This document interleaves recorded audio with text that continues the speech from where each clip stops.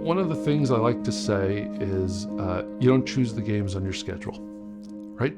I can't choose my opponent. I can't choose what's happening. But what I can do is I can choose to either give up or not give up. And I don't want to give up.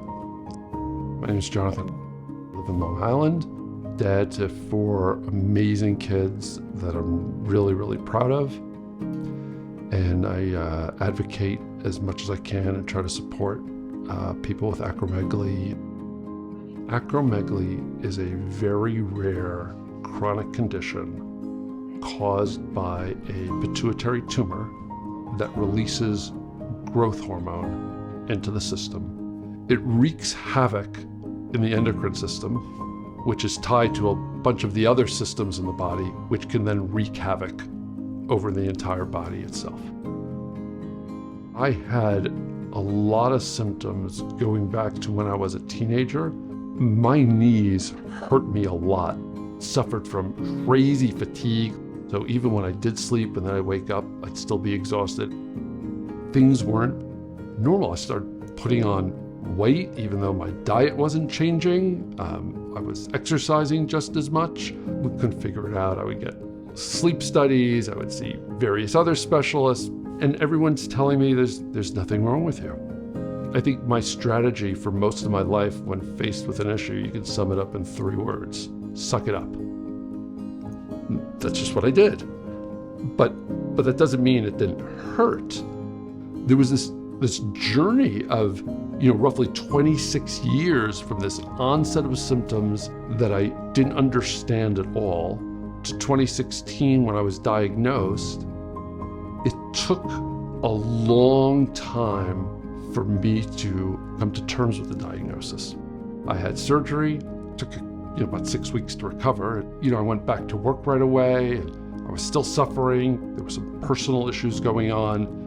And later on, I found out that this is typical after pituitary surgery, that a lot of people get very, very depressed. And I checked myself into the hospital, and I spent a little over a week in the psych ward, followed by intensive therapy.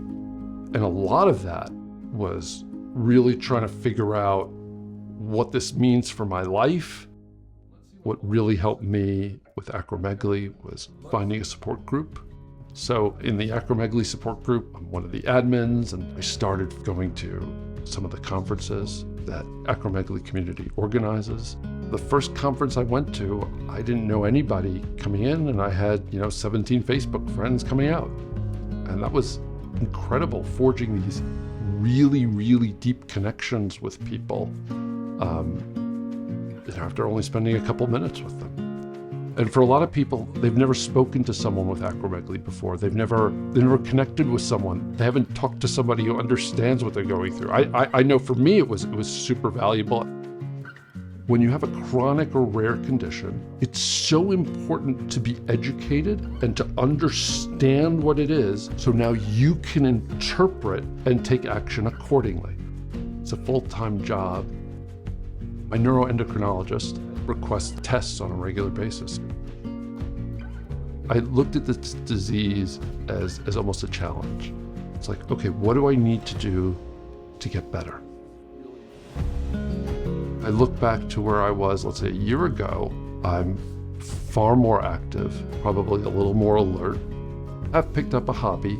About a year ago, I started playing pickleball, which has been really, really good for me in many ways. Made a lot of friends. Very, very grateful to all of them. How do you deal with some of those things that are hard and some of those things that are challenging? You have to have something that's driving you. What is it that's your mission, that you want to do, that will give your life meaning? And so I really view it as a moral obligation to do whatever I can do to help support as many people as possible.